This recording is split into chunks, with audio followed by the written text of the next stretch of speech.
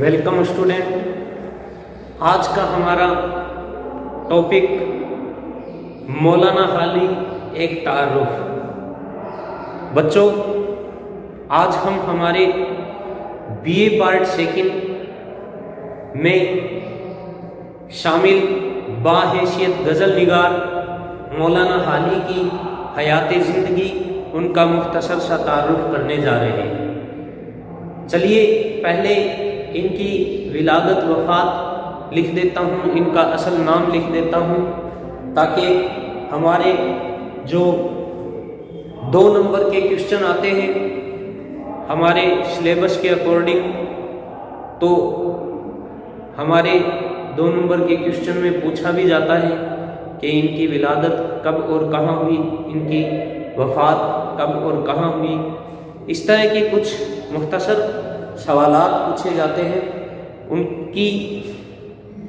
ان کے بارے میں معروضی سوالات پوچھے جاتے ہیں۔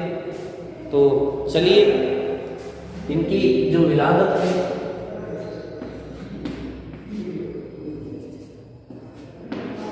وہ 1837 عیسوی پانی پت میں ہے۔ ان کی وفات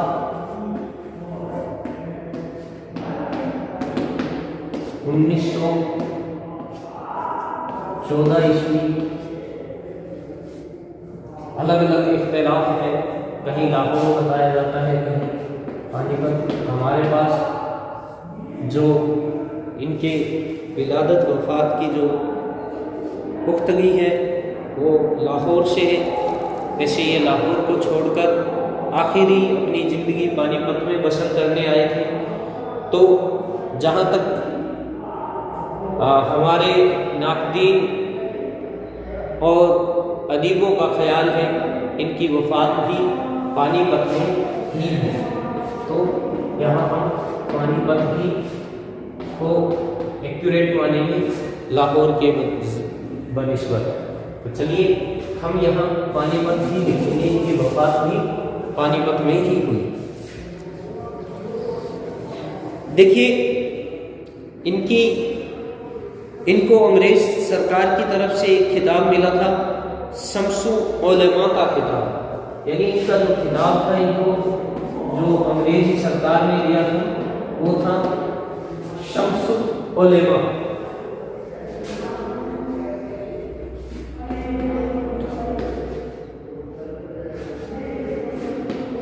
شمس علماء کا ان کو خطاب بھی ملا تھا انگریزی سرکار کی طرف سے۔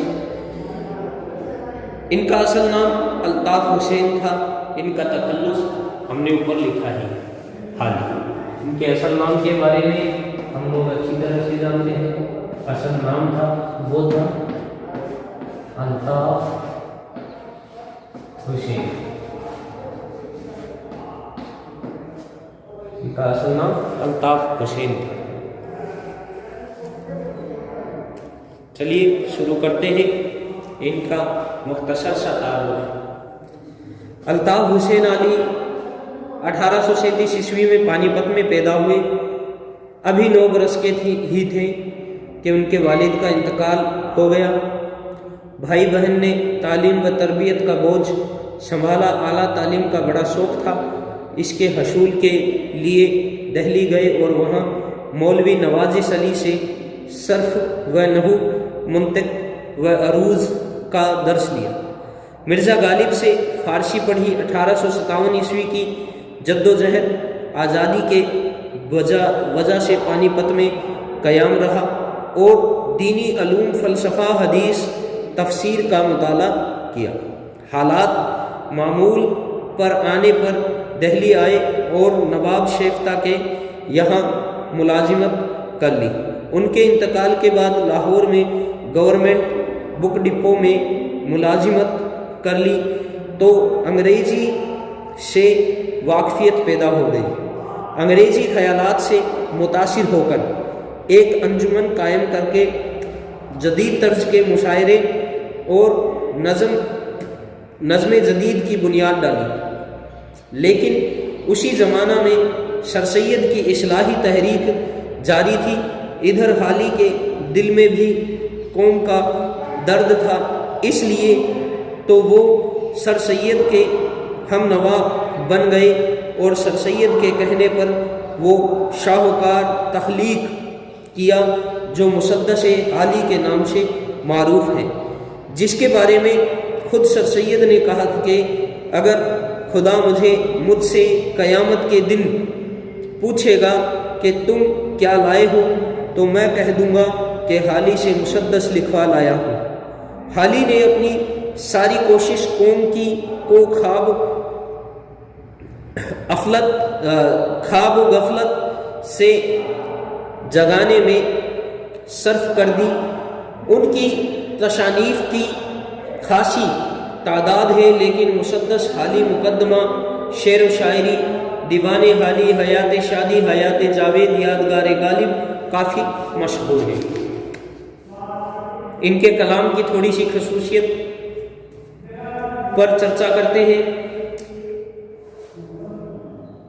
مولانا حالی کو قدرت نے شاعرانہ دل اور دماغ دیا تھا۔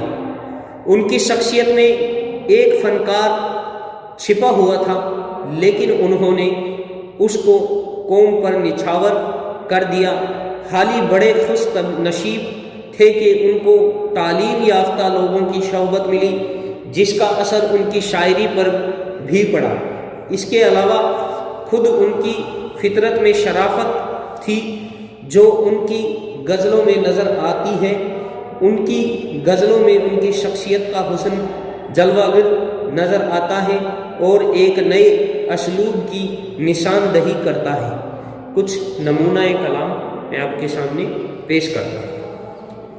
حالی سخن میں سیفتا سے مستفید ہے۔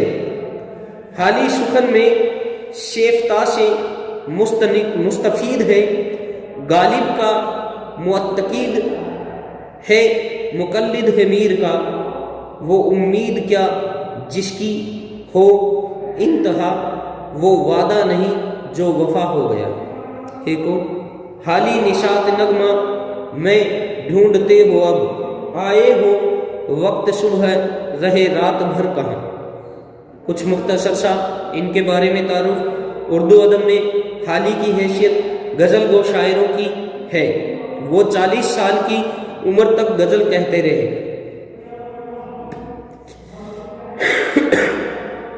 غزل گوئی کے دوران حالات نے جب پلٹا رکھایا تو انہوں نے اس سے کنارہ کشی اختیار کر لی۔ ان کی دوسری حیثیت مثلاً سوال نگار، تنقید نگار بعد میں نمایاں ہوئی۔ انہوں نے غم عشق کی جگہ قوم کا درد دل میں بسایا، اپنی قوم کو اپنا محبوب اور مقصود بنا لیا اور آخرکار ہمارے قومی رہنما قرار پائے۔ لیکن ان کی غزل گو شاعر کی حیثیت سے انکار نہیں کیا جا سکتا۔ بقول مجنوں گورکھ پوری بکرات کا جامہ پہن کر بھی حالی کا انداز قد نہیں چھپ سکتا اور ہم ان کی غزلوں کو نظر انداز نہیں کر سکتے۔ تو یہ ان کا مختصر تعارف تھا۔ اس کے بعد میں ہم اسی سلسلے کو آگے بڑھاتے ہوئے اس میں حالی کی جو حیات زندگی ہے اس کے بارے میں تھوڑا اور تفصیلات سے پڑھنے جا رہے ہیں۔ تو چلیے اس کو ہم اس سلسلے کو اور بڑھاتے ہیں اور اس کو آگے شروع کرتے ہیں۔ بچوں، آج ہم پڑھ رہے تھے حالی کے مختصر تعارف کے بارے میں۔ ہم نے جانا کہ حالی کب، کہاں، کیسے پیدا ہوئے، اس کے بارے میں ہم جاننے والے ہیں۔ اور حالی کی جو غزل گوئی ہے، یہاں ہمارا BA پارٹ 2 کا یہ ٹاپک ہے جس میں حالی کی غزلیں شامل کی گئیں۔ تو دیکھیے، ہم نے جانا ان کا اصلی نام الطاف حسین تھا، تخلص ان کا حالی تھا۔ پیدائش ان کی 1837 عیسوی پانی پت میں ہوئی۔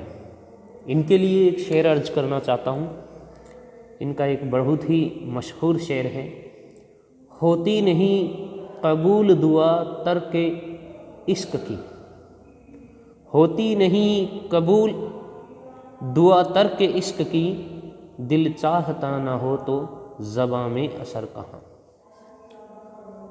دیکھیے، اردو نثر و نظم کے یہ مجدد اور تنقید کے بانی بھی ان کو تسلیم کیا جاتا ہے۔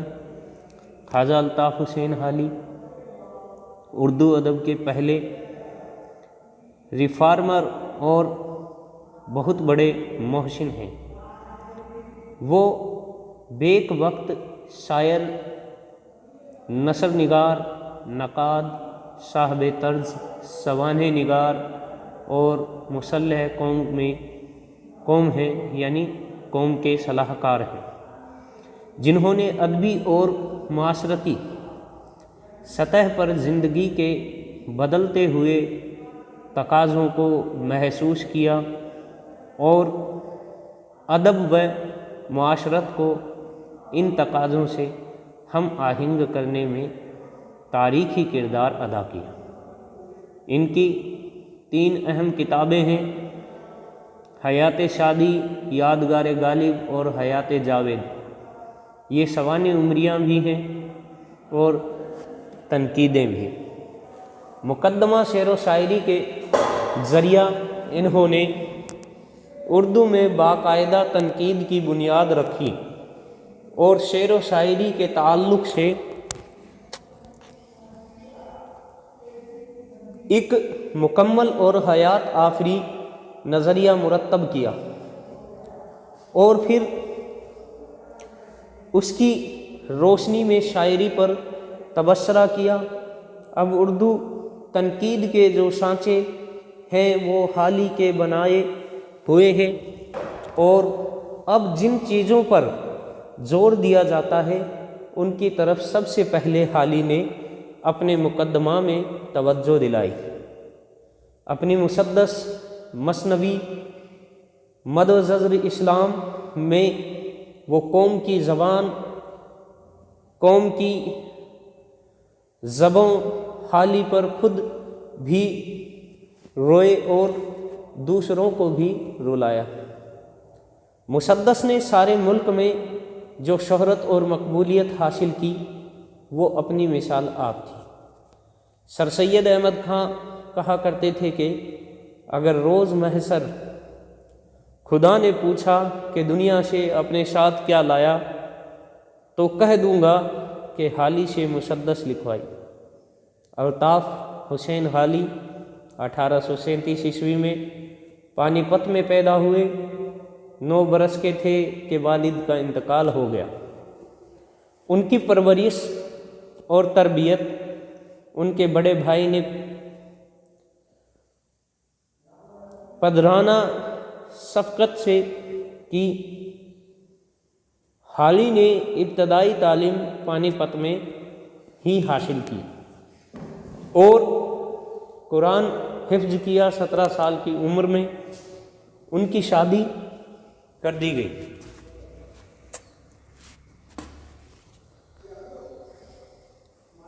شادی کے بعد ان کو روزگار کی فکر لاحق ہوئی، چنانچہ ایک دن جب ان کی اہلیہ اپنے مائکے گئی ہوئی تھی، وہ کسی کو بتائے بغیر پیدل اور خالی ہاتھ دہلی آ گئے۔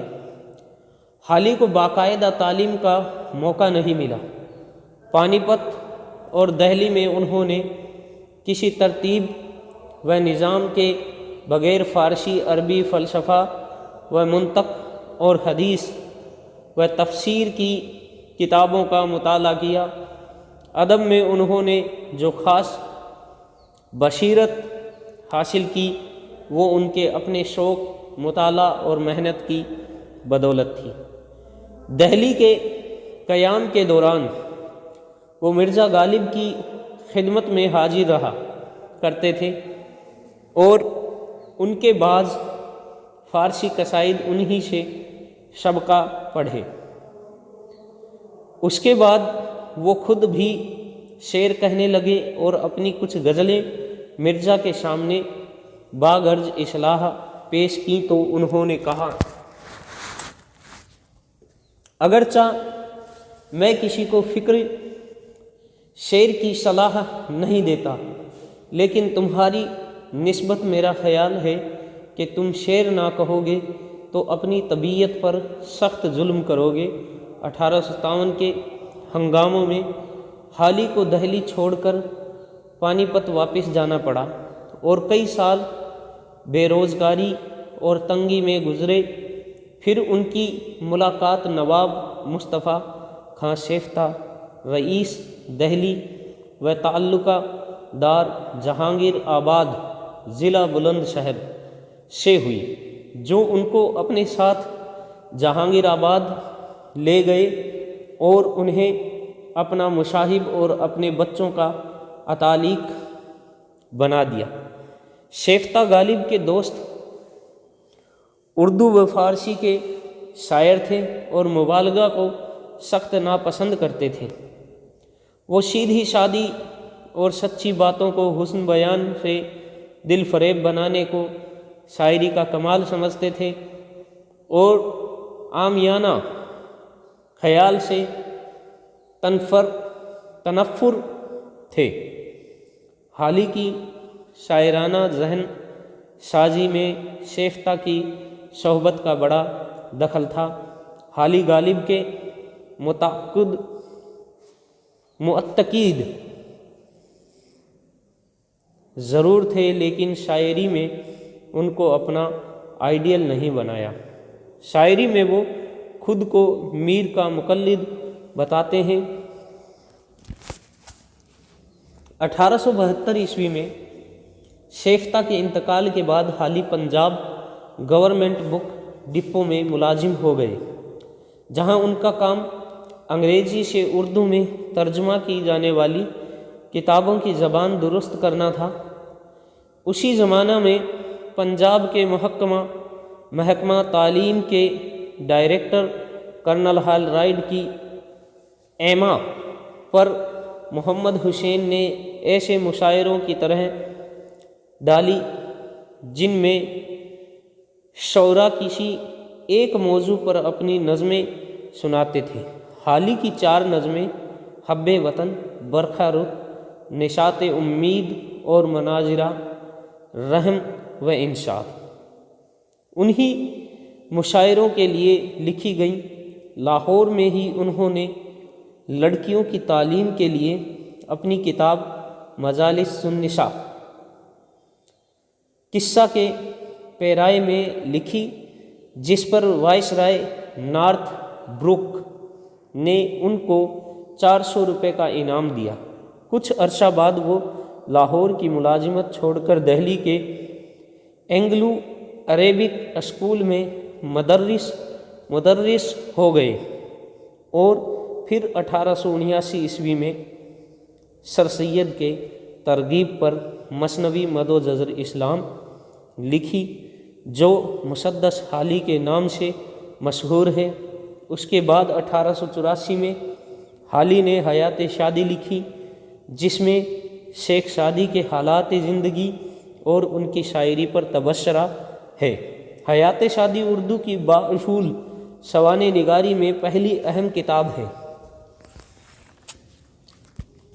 مقدمہ شعر و شاعری حالی کی دیوان کے ساتھ 1893 عیسوی میں شائع ہوا، جو اردو تنقید نگاری میں اپنی نوعیت کی پہلی کتاب تھی۔ اس نے تنقیدی روایت کا رخ بدل دیا اور جدید تنقید کی بنیاد رکھی۔ اس کتاب میں شاعری کے حوالہ سے ظاہر کیے گئے خیالات مغربی تنقیدی اصولوں کی اشاعت کے باوجود اب بھی اہمیت کے حامل ہیں۔ ان کی یادگار غالب 1894 عیسوی میں شائع ہوئی۔ یہ غالب کے حالات زندگی اور ان کے شاعری پر تبصرہ ہے۔ غالب کو عوامی مقبولیت دلانے میں اس کتاب کا بہت اہم رول ہے۔ اس سے پہلے غالب کی شاعری صرف خواص کی پسندیدہ تھی۔ نثر میں حالی کی ایک اور تصنیف حیات جاوید جو 1901 میں شائع ہوئی، یہ سر سید کے حالات زندگی اور ان کے کارناموں کی دستاویز ہی نہیں بلکہ مسلمانوں کی تقریباً ایک صدی کی تہذیبی تاریخ بھی ہے۔ اس میں اس زمانے کی معاشرت، تعلیم، مذہب، سیاست اور زبان وغیرہ کے مسائل زیر بحث آ گئے ہیں۔ حالی نے عورتوں کی ترقی اور ان کے حقوق کے لیے بہت کچھ لکھا۔ ان میں مناجات بیوہ اور چپ کی داد نے شہرت حاصل کی۔ حالی نے اردو مرثیے کو بھی نیا رخ دیا جو سچے درد کے ترجمان ہیں۔ حالی نے غزلوں، نظموں اور مثنویوں کے علاوہ قطعات، رباعیات اور قصائد بھی لکھے۔ 1887 عیسوی میں سر سید کی سفارش سے ریاست حیدرآباد میں امداد مصنفین کے محکمہ سے ان کا 75 روپے ماہوار وظیفہ مقرر کر دیا جو بعد میں 100 روپے ماہوار ہو گیا۔ اس وظیفہ کے بعد قناعت پسند حالی اینگلو عربک کالج کی ملازمت سے مستعفی ہو کر پانی پت چلے گئے اور وہیں اپنا تصنیفی سلسلہ جاری رکھا۔ 1904 عیسوی میں حکومت نے انہیں شمس العلماء کے خطاب سے نوازا، جسے انہوں نے اپنے لیے مصیبت گردانا کہ اب سرکاری حکام کے سامنے حاضری دینا پڑے گی۔ شبلی نے انہیں خطاب دیے جانے پر کہا کہ اب صحیح معنوں میں اس خطاب کی عزت افزائی ہوئی۔ حالی نزلہ کی دائمی مریض تھے، جس پر قابو پانے کے لیے انہوں نے افیون کا استعمال شروع کیا، جس سے فائدہ کی بجائے نقصان ہوا۔ ان کی بشارت بھی دھیرے دھیرے زائل ہوتی گئی۔ دسمبر 1914 عیسوی میں ان کا انتقال ہو گیا۔ اردو ادب میں حالی کی حیثیت کئی اعتبار سے ممتاز و منفرد ہے۔ انہوں نے جس وقت ادب کے کوچے میں قدم رکھا اس وقت اردو شاعری لفظوں کا کھیل بنی ہوئی تھی، یا پھر عاشقانہ شاعری میں معاملہ بندی کے مضامین مقبول تھے۔ غزل میں آفاقیت اور اجتماعیت کا حوالہ بہت کم تھا اور شاعری ایک نجی مشغلہ بنی ہوئی تھی۔ حالی نے ان رجحانات کے مقابلہ میں حقیقی اور سچے جذبات کے بے تکلفانہ اظہار کو ترجیح دی۔ وہ جدید نظم نگاری کے اولین معماروں میں سے ایک تھے۔ انہوں نے غزل کو حقیقت سے ہم آہنگ کیا اور قومی و اجتماعی شاعری کی بنیاد رکھی۔ اسی طرح انہوں نے نثر میں بھی سادگی اور برجستگی داخل کر کے اسے ہر قسم کے علمی، ادبی اور تحقیقی مضامین ادا کرنے کے قابل بنایا۔ حالی شرافت اور نیک نفسی کا مجسمہ تھے۔ مزاج میں ضبط و اعتدال، رواداری اور بلند نظری ان کی ایسی خوبیاں تھیں جن کی جھلکیں ان کے کلام میں بھی نظر آتی ہیں۔ اردو ادب کی جو وسیع و عریض، خوبصورت اور دل فریب عمارت آج نظر آتی ہے، اس کی بنیاد کے پتھر حالی نے ہی بچھائے تھے۔ یہ تھا حال ہی کا مختصر سا تعارف. چلیے آگے بڑھتے ہیں.